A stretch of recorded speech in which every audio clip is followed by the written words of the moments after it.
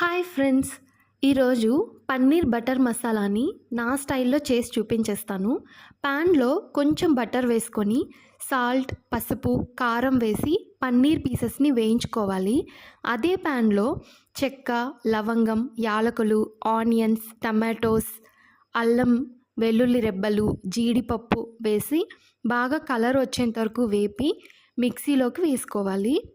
ఇప్పుడు అదే ప్యాన్లో ఇంకొంచెం బటర్ యాడ్ చేసుకొని కరివేపాకు వేసుకోవాలి. మసాలా పేస్ట్ని యాడ్ చేసి కొంచెం వేయించాక కారం, సాల్ట్ వేసి కొంచెం వాటర్ పోసుకోవాలి. పచ్చివాసన పోయాక పన్నీర్ పీసెస్ని అలాగే కొంచెం పచ్చి బఠానీని వేస్తున్నాను. లాస్ట్లో కొంచెం గరం మసాలా వేసుకొని ఇప్పుడు కుక్ చేసుకోవాలి. ఈ కర్రీని తినడానికి నేనైతే కాంబినేషన్కి వెజ్ బిర్యానీ చేసుకున్నాను. డిష్ అయితే చాలా సూపర్ టేస్టీగా ఉంది. ఒకసారి మీరు కూడా ట్రై చేయండి. Please subscribe.